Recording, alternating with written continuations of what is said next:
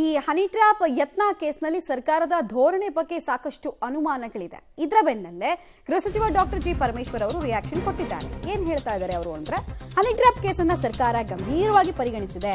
Honey trap ಕೇಸ್ನಲ್ಲಿ ರಾಜಣ್ಣ ದೂರು ಕೊಟ್ರೆ ತನಿಖೆ ಆಗತ್ತೆ ಅಂತ ಗೃಹ ಸಚಿವರು ಸ್ಟೇಟ್ಮೆಂಟ್ ಅನ್ನು ಕೊಟ್ಟಿದ್ದಾರೆ.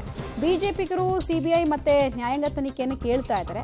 ಯಾವ ತನಿಖೆ ಅಂತ ಪ್ರಾಥಮಿಕವಾಗಿ ನಾವು ಅಂದ್ಕೊಂಡಿದ್ದೀವಿ, ಯಾವ ತನಿಖೆ ಮಾಡಬೇಕು ಅಂತ ಈ ವಿಚಾರವಾಗಿ ಸಿಎಂ ಜೊತೆಗೂ ಕೂಡ ಚರ್ಚೆ ಮಾಡ್ತೀನಿ.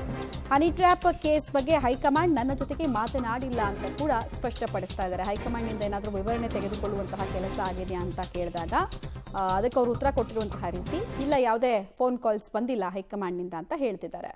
ಅವರು ಕಂಪ್ಲೇಂಟ್ ಕೊಡಬೇಕು ಅಂತ ಹೇಳಿ ಕಂಪ್ಲೇಂಟ್ ಕೊಡ್ತೀನಿ ಅಂತ ಅವತ್ತೇ ಹೇಳಿದರು. ಇನ್ನುವರೆಗೆ ಕಂಪ್ಲೇಂಟು ನನಗೂ ರೆಪ್ರೆಸೆಂಟೇಷನು ಬಂದಿಲ್ಲ. ಕಂಪ್ಲೇಂಟ್ ಯಾವುದೇ ಪೊಲೀಸ್ ಸ್ಟೇಷನಲ್ಲಿ ಕೂಡ ಕಂಪ್ಲೇಂಟ್ ಆಗಿಲ್ಲ. ಕಂಪ್ಲೇಂಟ್ ಬಂದ ಮೇಲೆ ಒಂದು ಕಾಸ್ ಆಫ್ ಆ್ಯಕ್ಷನ್ ಬೇಕಾಗ್ತದೆ. ಅದಕ್ಕೋಸ್ಕರ ಅದನ್ನು ಬಂದ ಮೇಲೆ ಮುಂದೆ ಏನು ತನಿಖೆ, ಉನ್ನತ ಮಟ್ಟದ ತನಿಖೆ ಅಂತ ಹೇಳಿದ್ವಿ, ಅದರ ಬಗ್ಗೆ ನಾನು ಮುಖ್ಯಮಂತ್ರಿಗಳ ಜೊತೆಯಲ್ಲಿ ಮಾತಾಡಿದ ಮೇಲೆ ಯಾವ ರೀತಿ ಮಾಡಬೇಕು ಅನ್ನೋದ್ರ ಬಗ್ಗೆ ಪ್ರೆಲಿಮಿನರಿಯಾಗಿ ಒಂದು ವರ್ಕೌಟ್ ಮಾಡಿದ್ದೇವೆ. ಅದನ್ನು ಅನೌನ್ಸ್ ಮಾಡೋದಕ್ಕೆ ಮುಂಚೆ ಮುಖ್ಯಮಂತ್ರಿಗಳ ಜೊತೆಯಲ್ಲಿ ಮಾತಾಡಿದ್ವಿ. ಸರ್ಕಾರ ಸೀರಿಯಸ್ ಆಗಿ ತೆಗೆದುಕೊಂಡಿದೆ ಸರ್. ಹೌದಲ್ಲ, ಇಷ್ಟು ದೊಡ್ಡ ಘಟನೆ ನಡೆದಿದೆ, ಇಷ್ಟೊಂದು ದೊಡ್ಡ ಒಂದು ರೀತಿಯಲ್ಲಿ ವಿಧಾನಸಭೆಯಲ್ಲಿ ನಡೀದೇ ಇರೋದೆಲ್ಲ ನಡೆದು ಹೋಗಿದೆ.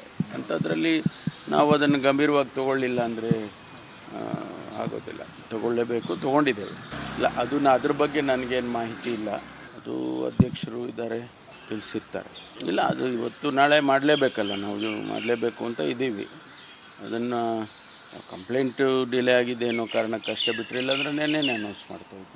ನಮಗೆ ಅವರು 48 ಹೇಳಿದ್ದಾರೆ. ಎಷ್ಟು ಸಂಖ್ಯೆಗಳು ಅವೆಲ್ಲ ನಮಗೇನು ನಾವು ಊಹೆ ಮಾಡೋಕ್ಕಾಗೋದಿಲ್ಲ. ಇಂತಹ ಕೇಸಸ್ಸಲ್ಲಿ ನಾವೆಲ್ಲ ಸ್ಪೆಕ್ಯುಲೇಷನ್ ಮಾಡೋಕ್ಕಾಗಲ್ಲ. ಯಾರು ಮಾತಾಡಿಲ್ಲಪ್ಪ, ನನಗೆ ಯಾರು ಮಾತಾಡಿಲ್ಲಲ್ಲ.